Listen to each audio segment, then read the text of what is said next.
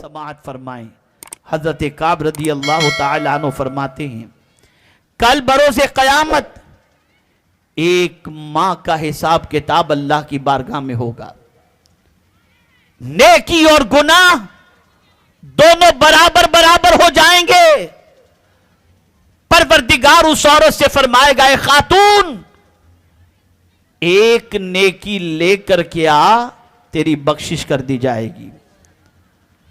वो मां जिसने अपने बच्चे की परवरिश में कोई कसर नहीं छोड़ी थी, हजरत काब रदी अल्लाह ताला अन्हु फरमाते हैं कि मैदान क़यामत में वो मां अपने बच्चे की तलाश में निकलेगी। जो बच्चा अपनी मां से इतनी मोहब्बत करता कि हमेशा ये कहता, मां मैं सब कुछ गवारा कर सकता हूं, तेरी तकलीफ गवारा नहीं कर सकता, मां क़यामत में उस बेटे की तलाश में निकलेगी। अल्लाह अकबर।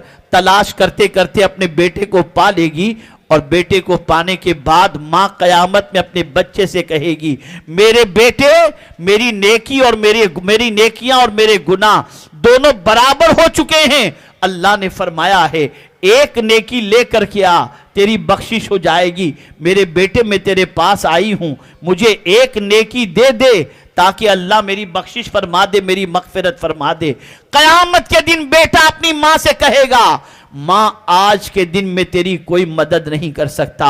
मां लरस जाएगी, मां कांप जाएगी और कांपते हुए लरसते हुए अपने बेटे से कहेगी, ऐ मेरे लख्ते जिगर, मैंने 9 महीने तक तुझे अपने शिकम में उठा के रखा और तू जब तक शिकम में रहा मैंने हर किस्म की परहेजी की, मैंने तकलीफें बर्दाश्त की। बेटे, उसके सदक़े में एक नेकी दे दे। बच्चा कहेगा, मां मैं आप तुझे एक नेकी नहीं दे सकता। मां कहेगी, मेरे बेटे, मैंने 2 साल तक तुझे दूध पिलाया है, मुझे एक नेकी दे दे। बेटा कहेगा, मां मैं तुझे आज एक नेकी नहीं दे सकता। मां कहेगी, ऐ मेरे बेटे, मैंने अपने हाथों से तेरी नजासतों को साफ किया है, मैं खुद तो गीले बिस्तर पर सोई लेकिन तुझे मैंने अपने सीने से लगा करके सुलाया। मेरे बेटे, मुझे एक नेकी दे दे। बच्चा कहेगा, मां आज के दिन में तेरी कोई मदद नहीं कर सकता। मैं पूछना चाहता हूं, जो माएं अपनी औलाद के लिए झूठ बोलती हैं, जो बाप अपनी औलाद के लिए हराम कमाते हैं, जो भाई अपने भाई के लिए हराम कमाता है, कयामत में कोई किसी के काम नहीं आएगा। बेटा बाप के काम नहीं आएगा, मां बेटी के काम नहीं आएगी, कोई किसी के काम नहीं आएगा। अगर कयामत में कोई चीज काम आएगी तो नेकियां काम आएंगी और मुस्तफा प्यारे की शफाअत काम आएगी। ऐ रसूल आजम सल्लल्लाहु अलैहि वसल्लम के दीवानों, जरा सोचो तो सही, एक नेकी के एवज में बख्शिश। अब नेकी क्या है? आप किसी से मुस्कुराकर मिल लें, यह भी नेकी है। आप रास्ते से तकलीफ दे चीज को हटा दें, यह भी नेकी है। आप सलाम करें, यह भी नेकी है। आप किसी से मुसाफा करें, यह भी नेकी है। आप अंदाजा लगाएं, ऐ रसूल आजम सल्लल्लाहु ताला अलैहि वसल्लम के दीवानों, जिन नेकियों को आज का मुसलमान छोटी और हकीर समझ करके छोड़ रहा है, वही नेकी कल बरोज़े क़यामत उसे काम आएगी। काश के मुसलमान नेकियों का हरीस हो जाता, नेकियों का लालची हो जाता, नेकियों का फिक्रमंद हो जाता, नेकियों के सिलसिले में आगे निकलने की कोशिश करता। तारीख गवाह है, जब तक मुसलमान नेकियों के सिलसिले में दुनिया से आगे निकलने का जज्बा रखते थे, दुनिया की कोई कौम मुसलमान से आगे नहीं निकलती थी। लेकिन आज का मुसलमान नेकी के मामले में सर्दमहरी का मुजाहिरा कर रहा है, सुस्ती का मुजाहिरा कर रहा है। और आज का मुसलमान नेकी को बहुत ज्यादा जरूरी और इंपॉर्टेंस देता हुआ नजर नहीं आता। क्या आप नहीं देखते, मस्जिद ही का जायजा ले लें तो आपको पता चलेगा कि मस्जिद की सिचुएशन ऐसी है कि सफ़े अव्वल में अगर जगह खाली है और बंदा बाद में पहुंच रहा है तो वो दूसरों से कहता है, आगे बढ़ो, आगे बढ़ो, खुद आगे सफ के अंदर शरीक होकर नेकी जमा करने की कोशिश नहीं करता। ऐ रसूल आजम के दीवानों, मुसलमानों में जब से नेकियों का जज्बा सर्द पड़ गया, ये कौम तबाह हो गई, ये कौम बर्बाद हो गई, ये कौम फुटबॉल की गेंद की तरह लोगों के पैरों में आने लगी। इस कौम का वकार मजरू हो गया, इस कौम की आबरू पामाल हो गई। और जब तक इस कौम का मिजाज ये था कि नेकियों को सीने से लगाकर دنیا سے نیکی میں آگے نکلنے کا جذبہ تھا، اس قوم کا مقابلہ کرنے کے لیے کوئی طاقت نہیں رکھتا تھا۔ نیکی کرو، خوش ہو جاؤ، نیکی کر کے دل میں مسرت محسوس کرو، نیکی کر کے دل کے اندر خوشی محسوس کرو۔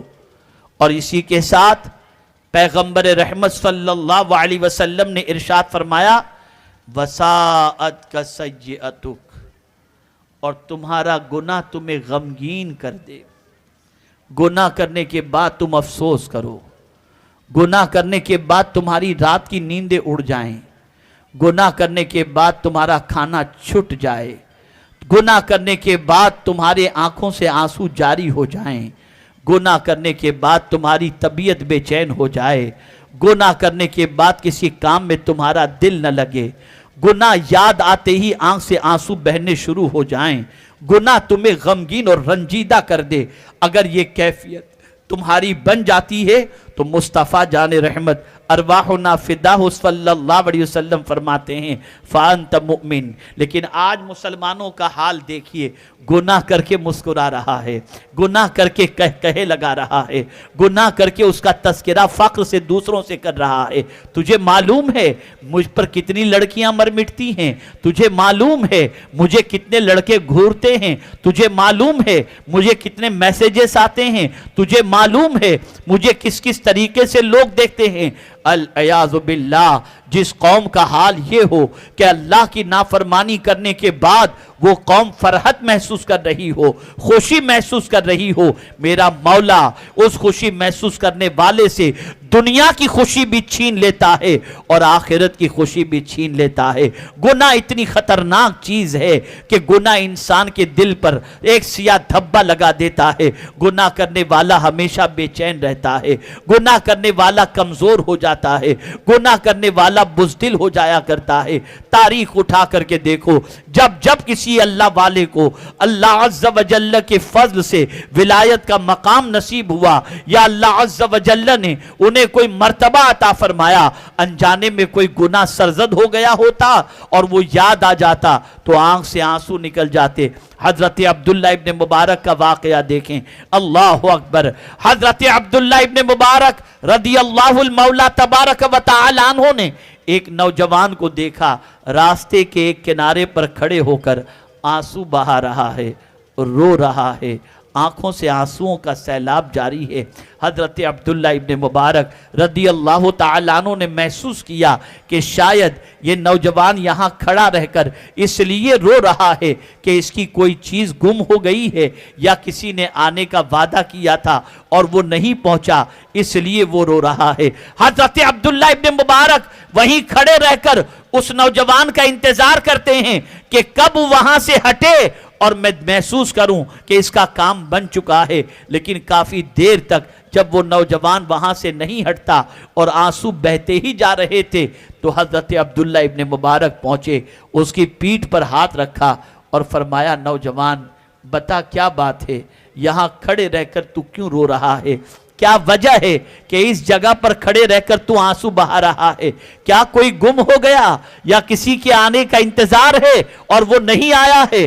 عرض کرتا ہے حضور یقین مانے میری کوئی چیز گم نہیں ہوئی اور میں نہ کسی کا انتظار کرتا ہوں، بس معاملہ صرف اتنا ہے کہ جس جگہ پر کھڑے ہو کر کے میں رو رہا ہوں میری زندگی میں ایک مرتبہ اسی جگہ پر مجھ سے ایک گناہ سرزد ہو گیا تھا، آج جب میں اس جگہ پر پہنچا ہوں تو میرا وہ کیا ہوا گناہ مجھے یاد آ گیا، میں لرز گیا اس لیے کہ زمین میرے گناہ پر گواہ ہے۔ قیامت میں میرے خلاف یہ زمین جب گواہی دے گی کہ اس بندے نے یہاں پر گناہ کیا تھا تو میں اپنے کریم کو کیا جواب دوں گا، اس لیے اس زمین کے پاس کھڑے رہ کر آنسو بہا رہا ہوں تاکہ میرا مولا آنسوؤں کے صدقے میں زمین پر گناہوں کے لگے ہوئے دھبوں کو مٹا دے اور میرا مولا مجھ سے راضی ہو جائے۔ آپ اندازہ لگائیں گناہ یاد کر کے پہلے کے نوجوان رویا کرتے تھے اور آج کا نوجوان गुनाह की तलाश में भटक रहा है, गुनाह के इंतजार में भटक रहा है, गुनाह के दलदल में डूब जाने के लिए भटक रहा है, रात की तारीकी में अपने दामन पर न जाने कितने गुनाहों के धब्बों का इजाफा कर रहा है। रात तो इसलिए है ताकि गुनाहों के धब्बों को मिटाया जाए, रात तो इसलिए है ताकि अल्लाह की इताअत और अल्लाह के रसूल की इताअत के अंदर रात को बसर की जाए। लेकिन आज हमारे नौजवान, आज हमारी कौम के नौजवानों का हाल यह है कि गुनाहों में रातें बसर हो रही हैं और कोई तकलीफ नहीं, कोई परेशानी नहीं, कोई गम नहीं, कोई अफसुर्दगी नहीं। हाँ, गुनाह का अफसोस उस वक्त होता है जब रोजी में तंगी हो जाए, गुनाह का अफसोस उस वक्त होता है जब कोई बीमारी लाहिक हो जाए, गुनाह का अफसोस उस वक्त होता है जब बुढ़ापे की दहलीज पर बाप पहुंच जाए और बेटा नाफरमानी करे। तब बाप ये सोचता है ये मेरे गुनाहों की सजा है जो अल्लाह मुझे औलाद की शक्ल में दे रहा है। इसलिए याद रखो, इससे पहले के गुनाहों के एवज के अंदर मौला की तरफ से कोई पकड़ हो जाए, अल्लाह की बारगाह में गुनाहों पर शर्मिंदगी की वजह से निदामत के आंसू बहाओ ताकि मेरा मौला गुनाहों को माफ फरमा दे और गुनाहों पर परवरदिगार जल्ल जलालहू अफ़्व करम की कलम चला दे। मेरे प्यारे आका सल्लल्लाहु ताला अलैहि वसल्लम के प्यारे दीवानों, मोमिन का हाल ये होता है, वो गुनाह करके चैन से नहीं सोता, वो गुनाह करके अफसुर्दा हो जाता है और ये सोचता है रिस्क मैंने खुदा का खाया, रिस्क मैंने खुदा का खाया, लिबास मैंने खुदा का दिया हुआ पहना, ताकत मैंने खुदा की इस्तेमाल की। अब मेरा मौला क़यामत में मुझसे पूछेगा, मेरे बंदे मैंने तुझे जवानी अता की थी, ताकत अता की थी, तूने किस काम के अंदर खर्च की? तो मैं अपने करीम को क्या जवाब दूंगा? अल्लाह अकबर। ए रसूल आज़म सल्लल्लाहु अलैहि वसल्लम के दीवानों, अगर कोई शख्स गुनाहों को याद करके, कोई शख्स गुनाहों पर शर्मिंदा होकर, कोई शख्स गुनाहों पर नादिम होकर आंसू बहाता है, आंसू बहाता है, अल्लाह से डर कर, अल्लाह से खौफजदा होकर आंसू बहाता है, तो वो आंसू जिस्म के जिस हिस्से पर पहुंचेंगे, मेरे आका फरमाते हैं उस हिस्से को जहन्नम की आग नहीं जला सकती।